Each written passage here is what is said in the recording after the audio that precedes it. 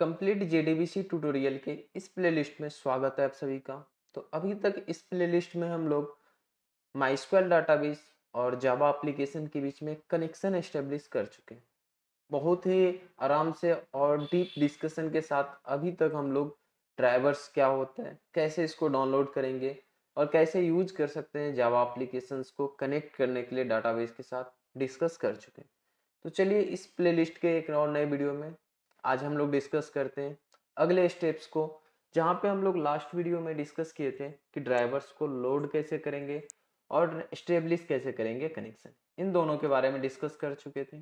हालांकि वहाँ पे हम कनेक्शन इंटरफेस को एक्सप्लेन नहीं कर पाए थे, तो आज की इस वीडियो में हम पहले कनेक्शन इंटरफेस को एक्सप्लेन करते हैं और इसके बाद इसके अगले स्टेप्स, जो थर्ड स्टेप है हमारा स्टेटमेंट से रिलेटेड, इसके बारे में डिस्कस करते हैं कि इसको कैसे हम हैंडल करने वाले। तो चलिए शुरू करते हैं। तो कनेक्शन इंटरफेस क्या होता है? कनेक्शन इंटरफेस तो हम लोग अभी तक समझ चुके थे कि हमारे पास क्या होगा, एक तरफ होगा जावा एप्लीकेशंस, तो दूसरी तरफ होने वाला है हमारे पास डाटाबेस।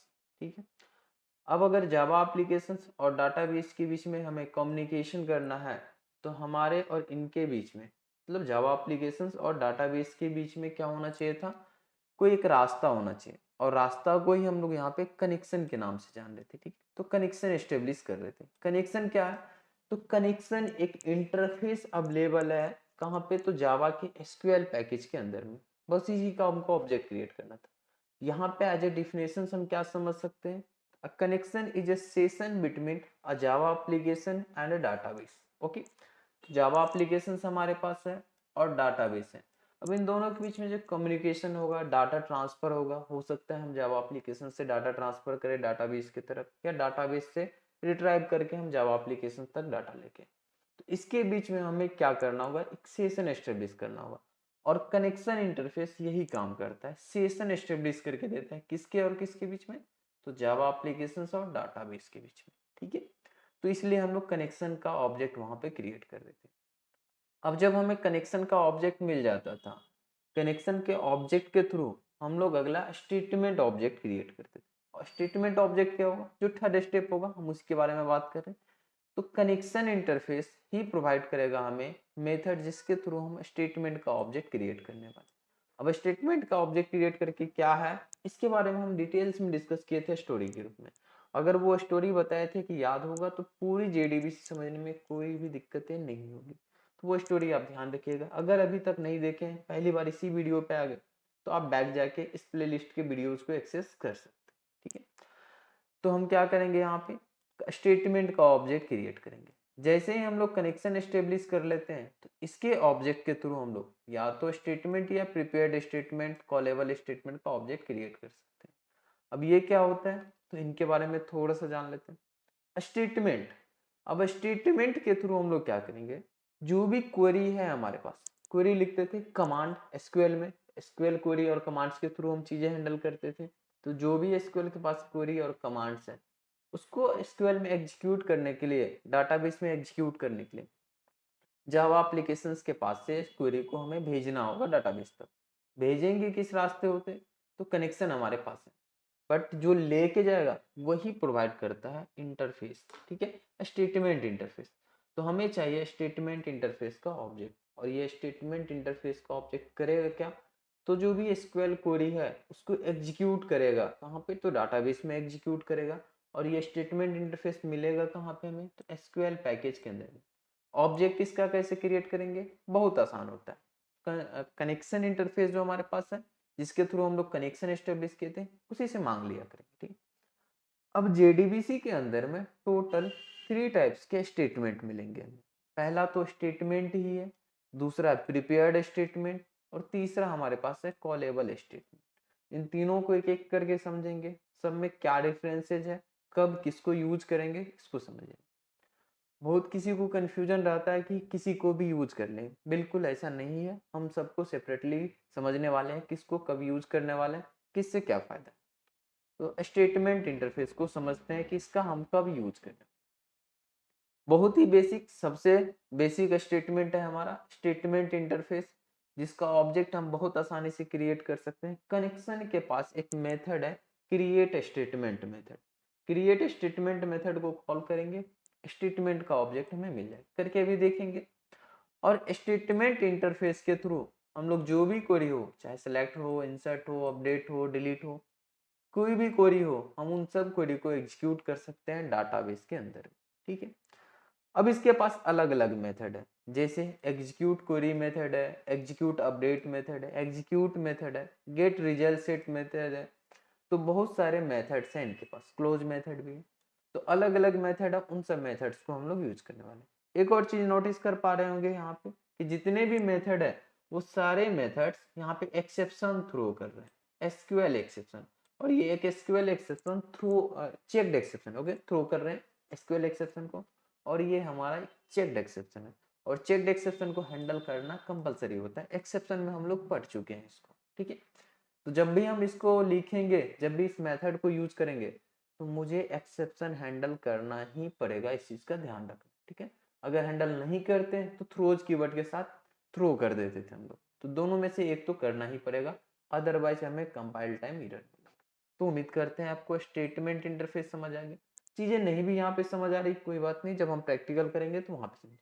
तो हम प्रैक्टिकल करते जा रहे हैं और समझते जा रहे हैं। तो हम लोग आ चुके थे अपने इक्लिप्स आईडी के अंदर में। लास्ट क्लास में ये सारे ऑपरेशंस परफॉर्म कर चुके थे, उम्मीद करते हैं ये प्रोग्राम्स भी आपको मिल गया होगा।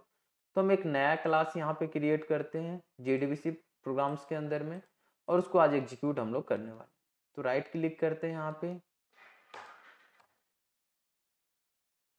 न्यू पे क्लिक करके एक नया क्लास हम लोग क्रिएट करते हैं। सपोज करते हैं क्लास का नाम CWS रख दिए, और मेन मेथड हमें चाहिए तो मेन मेथड हम यहाँ पे क्रिएट कर लेते हैं। तो एक नया यहाँ पे क्लास क्रिएट हो चुका है। रजिस्टर करने के लिए एंड कनेक्शन क्रिएट करने के लिए हम लोग बता चुके थे, लास्ट क्लास में इसके बारे में डिस्कस कर चुके थे कि कैसे हम लोग क्रिएट करेंगे। उम्मीद करते हैं कि वो वीडियो आप देख लिए होंगे, समझ, जहाँ पे हम लोग यूआरएल्स को भी एक्सप्लेन किए थे कि यूआरएल्स यही क्यों होता है, क्या मीनिंग है इसका, और इसका मीनिंग क्या है। ठीक है, तो अगर हम यहाँ पे कनेक्शन क्रिएट करना चाहते हैं तो पहले हमें यहाँ पे रजिस्टर करना होता था, और क्लास डॉट फोर नेम के थ्रू हम लोग बहुत आसानी से रजिस्टर कर पाते हैं, लास्ट क्लास में समझ चुके हैं। तो हम यहाँ पे क्या कर रहे हैं, रजिस्टर कर रहे हैं, ड्राइवर को रजिस्टर कर लेते हैं। तो कमेंट करके बता दे रहे हैं कि ड्राइवर्स को रजिस्टर कर रहे हैं। ओके, और जो रजिस्टर का कोड था उस कोड को हम लोग लोड एंड रजिस्टर, इसको यहाँ पे रख लेते हैं। समझ गए होंगे आपके इसको क्यों रख रहे हैं यहाँ पे, लोड एंड रजिस्टर। ठीक है, अब ये भी एक एक्सेप्शन थ्रो कर रहा था, क्लास नॉट फाउंड एक्सेप्शन, इसको भी हैंडल करना था। अब चाहे तो हम हैंडल कर सकते हैं ट्राई कैच के थ्रू, जो लास्ट क्लास में हम लोग किए थे, ट्राई ब्लॉक लगाए थे, कैच ब्लॉक लगाए थे, हैंडल किए थे। अगर नहीं हैंडल करना चाहते हैं तो दूसरा उपाय भी होता है हमारे पास, थ्रोज एक्सेप्शन। तो थ्रो कर देते हैं हम लोग यहाँ पे एक्सेप्शन को। तो अभी दो एक्सेप्शन से हमें मुलाकात होने वाली, एक है क्लास नॉट फाउंड एक्सेप्शन, एक एसक्यूएल एक्सेप्शन। हम डायरेक्ट अगर एक्सेप्शन यहाँ पे कर देते हैं तो मुझे यहाँ पे दूसरे को सेपरेट नहीं करना होगा। तो थ्रो कर दिया एक्सेप्शन, अब कोई भी चेक्ड हो अनचेक्ड हो हमें यहाँ पे कोई फर्क नहीं पड़ेगा, हम डायरेक्ट कर सकते। नेक्स्ट होता था, हमें यूआरएल यूजर नेम पासवर्ड चाहिए था, इसको यहाँ पे रख लेते हैं। यूआरएल यूजर नेम पासवर्ड ये तीनों चीज तो चाहिए। देन इसके बाद कनेक्शन का ऑब्जेक्ट क्रिएट करते थे। तो कनेक्शन का ऑब्जेक्ट क्रिएट करने के लिए भी हम कोड यहाँ से कॉपी करके रख लेते हैं। यहाँ तक में कोई भी किसी को प्रॉब्लम नहीं होनी चाहिए। अगर प्रॉब्लम है तो आप प्रीवियस वीडियो को फिर से देख लीजिए, आपको कोई भी प्रॉब्लम होगा तो वो सोल्व हो जाएगा वहाँ पे। अगर फिर भी सोल्व नहीं हो पा रहा है तो आप कमेंट कीजिए, हम उसका रिप्लाई जरूर करेंगे। तो चलिए, कनेक्शन क्रिएट हो चुका था, और कनेक्शन क्या है, तो जो हमारे पास एप्लीकेशन है, जावा एप्लीकेशन और डाटाबेस है, इसके बीच का सेशन होने वाला है कि कितने देर के लिए हम लोग डाटा को आदान प्रदान करेंगे, डाटा को ट्रांसफर करेंगे जावा एप्लीकेशन से डाटाबेस तक। ठीक है, अब ऐसा नहीं होगा कि हमेशा हम कनेक्शन क्रिएट करके ही रखेंगे और क्लोज नहीं करेंगे। तो जब हमारा काम खत्म हो जाए तो इसको हम क्लोज कर दिया करेंगे। तो जब लास्ट में काम खत्म हो जाए तो क्लोज करने के लिए हम कनेक्शन को क्लोज कर देते हैं। क्लोज मेथड है हमारे पास, सिंपल सा क्लोज मेथड को कॉल करेंगे, कनेक्शन क्लोज, सेशन क्लोज है। अभी हमें चाहिए यहाँ पे स्टेटमेंट। समझ रहे थे हम लोग कि अगर हमें कोई भी क्वेरी को डाटाबेस तक पहुंचाना है जावा से, तो हम क्या करेंगे, स्टेटमेंट का ऑब्जेक्ट यहाँ पे क्रिएट करें। कहाँ मिलेगा स्टेटमेंट, तो एसक्यूएल पैकेज के अंदर में मिलेगा। तो हम इसको इंपोर्ट कर लिए और इसका एक ऑब्जेक्ट क्रिएट कर लेते हैं। और इसका ऑब्जेक्ट रिटर्न कौन करता है? तो कनेक्शन इंटरफेस बताए थे रिटर्न करने वाला, इसी के पास एक क्रिएट स्टेटमेंट ऑब्जेक्ट मेथड है, इसके थ्रू हम लोग क्रिएट करते हैं। स्टेटमेंट का ऑब्जेक्ट हम क्रिएट कर लिया, ठीक है। क्रिएट किए हम लोग स्टेटमेंट के ऑब्जेक्ट। स्टेटमेंट का ऑब्जेक्ट क्यों क्रिएट? क्योंकि स्टेटमेंट के ऑब्जेक्ट के थ्रू ही हम लोग क्वेरी पास करने वाले हैं कि कौन से क्वेरी को एग्जीक्यूट करना चाहते हैं डाटाबेस में। अगले स्टेप्स की तरफ आगे बढ़े। ये था हमारा थर्ड स्टेटमेंट, ठीक है। फर्स्ट स्टेटमेंट में हम लोग क्या किए थे? फर्स्ट स्टेटमेंट में या फर्स्ट स्टेप में हम लोग लोड किए थे ड्राइवर्स को, सेकेंड में स्टेब्लिश किए, और थर्ड है हमारा क्रिएट स्टेटमेंट, तो स्टेटमेंट क्रिएट। अब चौथा होगा हमारा, या तो रिजल्ट को हम लोग प्रोसेस करेंगे या फिर एग्जीक्यूट करेंगे क्वेरी को। जो स्टेप्स यहाँ पे हम लिख रखे थे, अब पीपीटी आपको मिल जाएगा, वहां से आप एक्सेस कर सकते हैं। चौथे स्टेप में हम क्या करने वाले हैं? एग्जीक्यूट करने वाले हैं क्वेरी को, या फिर रिजल्ट के साथ प्रोसेसिंग करने वाले हैं। और पांचवें स्टेप में हम क्लोज कर रहे थे कनेक्शन, तो यहाँ पे कनेक्शन को क्लोज कर रखे हैं, तो हम पांचवा स्टेप से बता देते हैं कि कनेक्शन को क्लोज कर लिए। ये था 5 नंबर स्टेप्स। चौथे स्टेप में हम लोग क्वेरी पास करने वाले हैं, एग्जीक्यूट करने वाले हैं क्वेरी को, एग्जीक्यूट क्वेरी। क्वेरी को एग्जीक्यूट कैसे करते हैं? क्वेरी तो अभी लिखे नहीं। स्टेटमेंट इंटरफेस का जो ऑब्जेक्ट हम क्रिएट किए हैं, इसी स्टेटमेंट इंटरफेस के पास मेथड है। एक मेथड है एग्जीक्यूट क्वेरी मेथड, तो दूसरा है एग्जीक्यूट अपडेट मेथड, ठीक है। एग्जीक्यूट क्वेरी मेथड और एग्जीक्यूट अपडेट मेथड, दोनों मेथड को ध्यान से रखना है यार। दोनों मेथड्स को समझते हैं कि आखिर क्या क्या चीजें चाहिए इन दोनों मेथड्स में। दोनों को हम यहाँ पे डिक्लेयर कर रहे हैं। Statement dot execute update and execute query method.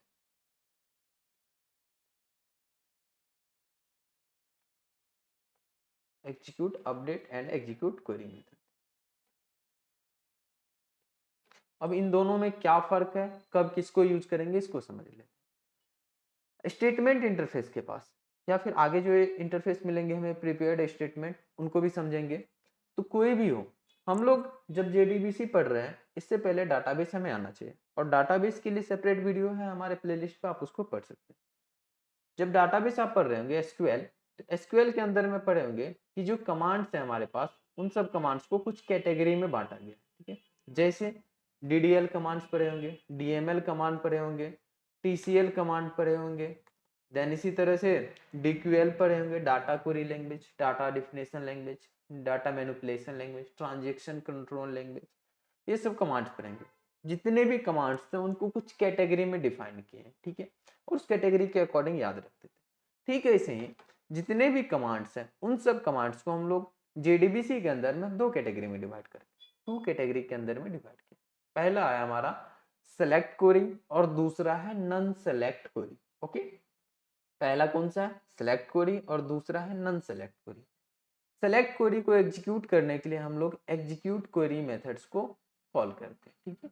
और नन सेलेक्ट के लिए हम लोग सेलेक्ट मेथड के अलावा बाकी के लिए हम क्या करते हैं? एग्जीक्यूट अपडेट मेथड को कॉल करते हैं। ये हो गया हमारा सेलेक्ट क्वेरी के लिए, ठीक है, सेलेक्ट क्वेरी के लिए। और ये हो गया हमारा नन सेलेक्ट क्वेरी,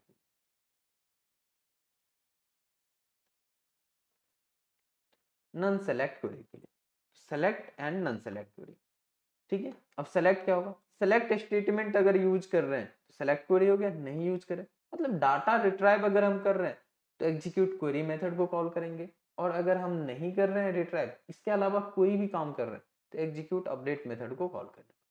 तो एग्जीक्यूट अपडेट मेथड को उसमें कॉल कर लेंगे। सपोज करते हैं कि हम अपने डाटाबेस के अंदर में अभी टेबल क्रिएट करने वाले हैं, तो एक डाटाबेस के अंदर में टेबल क्रिएट कर लेते हैं। तो माइस्क्वेल वर्कबेंच को ओपन करते हैं, सर्च कर लेते हैं विंडोज सर्च बार में माइस्क्वेल वर्क, ओके, या फिर माइस्क्वेल कमांड लाइन। तो माइस्क्वेल कमांड लाइन को ही अभी ओपन कर लेते हैं, माइस्क्वेल कमांड लाइन से ही देख लेंगे। जैसे ही ओपन करेंगे तो पासवर्ड हमें इंटर करना होगा, अपना पासवर्ड इंटर करते हैं, लॉगिन कर लेते हैं। अब यहाँ पे हमें चाहिए डाटाबेस, तो एक डाटाबेस क्रिएट कर लेते हैं, और इसी डाटाबेस के साथ हम लोग आगे बढ़ेंगे। तो डाटाबेस क्रिएट कर लेते हैं। तो क्रिएट करने के लिए हमारे पास कमांड है क्रिएट डाटाबेस, और डाटाबेस का नाम लिख देते हैं। तो CWS के नाम से सपोज करते हैं क्रिएट की, और उसी डाटाबेस को हम लोग यहाँ पे पोर्ट नंबर के बाद इंटर कर देते हैं CWS। अब आगे हमें यहाँ पे क्वेरी एग्जीक्यूट करना। डाटाबेस भी हम यहाँ से क्रिएट कर सकते हैं, कोई दिक्कत नहीं। अगर हम यहाँ पे सेलेक्ट नहीं करते तो क्रिएट कर लेते, चाहो तो आप करके देख सकते हो। अभी तो हम क्रिएट कर लिए तो रहने देते हैं, टेबल डायरेक्ट क्रिएट करते हैं। तो क्रिएट करने के लिए टेबल हम लोग क्रिएट टेबल कमांड को यूज करते हैं। क्रिएट टेबल, टेबल क्रिएट करना है तो क्रिएट लिखें, टेबल्स का नाम लिखना पड़ता है, ठीक है। सपोज करते हैं हम यहाँ पे स्टूडेंट नाम से टेबल क्रिएट किया। अब इस टेबल्स के अंदर में हम कॉलम मेंशन करते हैं, जैसे क्वेरी वहां पे लिखते थे एज इट इज क्वेरी यहाँ पे लिखना है। आपके मन में हो सकता है कैपिटल लिखे कि स्मॉल, तो आप किसी भी तरीके से लिखें, कोई फर्क नहीं पड़ता। हाँ, एक स्टैंडर्ड आपको फॉलो करनी है कि कैपिटल में ही आप क्वेरी को लिखे, ठीक है। स्मॉल में भी लिखिएगा तो कोई दिक्कत नहीं, चलेगा। अब यहाँ पे हम सपोज करते हैं कि रोल नंबर दे देते हैं। रोल नंबर इंटीजर टाइप का डाटा टाइप, देन इसको हम प्राइमरी की कर देते हैं। अगले कॉलम्स में हम लोग नेम मेंशन कर देते हैं और नेम में हम वैर डाटा टाइप्स को कॉल करते हैं। 35 कैरेक्टर्स दे देते हैं, बाकी इसको इतना ही रहने देते हैं। तो हम एक टेबल क्रिएट कर रहे हैं जिसके अंदर में दो कॉलम, एक रोल नंबर और दूसरा नेम है। अब इसको क्रिएट करना, क्वेरी तो हम लिख चुके हैं, एग्जीक्यूट हो चुका है। अभी जब एग्जीक्यूट क्वेरी मेथड को ओपन करके देखिएगा तो इसका रिटर्न टाइप इंट है। इंट रिटर्न टाइप से क्या मीनिंग है, जो नन सेलेक्ट क्वेरी है, जितने भी नन सेलेक्ट क्वेरी है हमारे पास, वो क्या करता है, जैसे ही क्वेरी एग्जीक्यूट करते हैं तो रिटर्न करता है कितने रो को उसने अपडेट किया।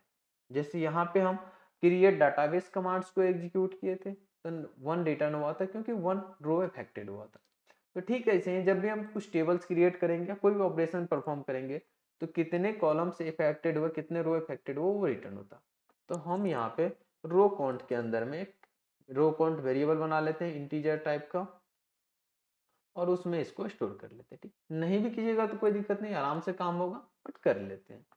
अगर ये हो चुका है तो हम एक मैसेज दे देते हैं यहाँ पे कि सक्सेसफुली हमारा टेबल क्रिएट हो चुका है। तो system dot out dot println के अंदर में लिखते हैं table create successful, table created.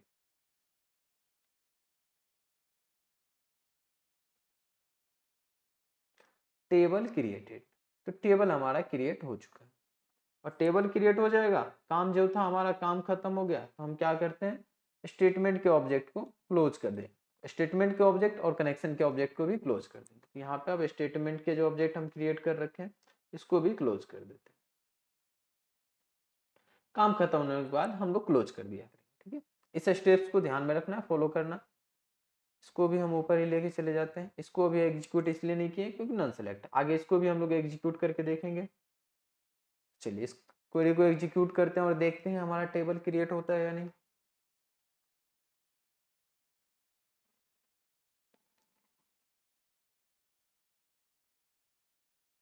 अभी इसके अंदर में जो हम लोग जार फाइल्स लगाए थे वो जार फाइल्स रिमूव हो चुका था, तो हम फिर से जार फाइल्स को लगा लेते हैं। बिल्ड कॉन्फ़िगरेशन में आते हैं, कॉन्फ़िगर बिल्ड कॉन्फ़िगरेशन में आ जाएंगे और यहाँ पे क्लास पाथ में देख सकते हैं जार फाइल मिसिंग हो चुका है, तो इसको हम फिर से ऐड कर लेते हैं।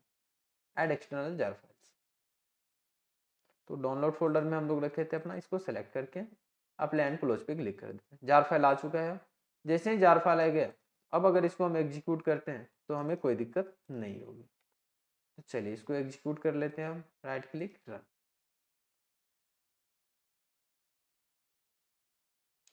टेबल क्रिएटेड मैसेज आ चुका है, इसका मतलब सक्सेसफुली एग्जीक्यूट हो चुका है। अब यहाँ पे हम लोग इस डाटाबेस को यूज कर लेते हैं, तो यूज CWS। अगर इसमें टेबल देखना है तो शो टेबल्स कमांड है हमारे पास, जिसके थ्रू हम लोग कमांड्स के थ्रू टेबल्स को देख सकते हैं। तो यहाँ पे हम कमांड्स देख रहे हैं कि स्टूडेंट नाम से क्रिएट हो चुका है क्योंकि वही एग्जीक्यूट किया। अब अगर इसका स्ट्रक्चर देखना है तो इसका स्ट्रक्चर भी हम यहाँ से बहुत आसानी से देख सकते हैं कि जो भी स्ट्रक्चर्स के साथ हम वहाँ पे टेबल क्रिएट करने के लिए क्वेरी एग्जीक्यूट किए थे वो हो चुका था। क्या क्या हुआ जरा स्टोरी के थ्रू हम लोग फिर से समझ लेते हैं। जो स्टोरी हम लोग शुरुआत में सुने थे उसी को समझते हैं फिर से कि क्या सच में वैसा ही हुआ है या नहीं हुआ है। अगर वो स्टोरी आपको याद हो तो हम उसको एक बार रिवीजन करवा देते हैं। हमारे पास जावा एप्लीकेशंस है, डाटाबेस है। हम जावा एप्लीकेशंस को डाटाबेस के साथ कनेक्ट करना चाहते थे, तो हम कनेक्शन इंटरफेस का यूज किए जिसमें हमें ड्राइवर्स की नीड थी, तो उसको डाउनलोड करके सेटअप कर लिए। यहाँ पे एक स्टेटमेंट ऑब्जेक्ट क्रिएट किया जिसमें हम ये बताए कि मुझे करना क्या था। देन वो स्टेटमेंट ऑब्जेक्ट पहुंचा उसी कनेक्शन के थ्रू डाटाबेस तक और उसको एग्जीक्यूट किया। एग्जीक्यूट करने के बाद, डाटाबेस में एग्जीक्यूट करने के बाद जो भी ऑपरेशन हम परफॉर्म करने दिए थे, ऑपरेशन परफॉर्म हुआ, रिटर्न बैक आ गया। अभी हम लोग डाटा के साथ प्रोसेसिंग नहीं किए हैं, तो अभी हम कोई भी डाटा लेके नहीं है, बस क्रिएट करने के लिए बताए थे, तो सिर्फ और सिर्फ क्रिएट हो पाया था। ओके, तो हम अभी यहाँ पे स्टेटमेंट इंटरफेस के थ्रू क्रिएट करने के लिए सीख लें। इस वीडियो में इतना ही रहने देते हैं, मिलते हैं फिर से नेक्स्ट वीडियो में, जहाँ पे हम आगे डिस्कशन करेंगे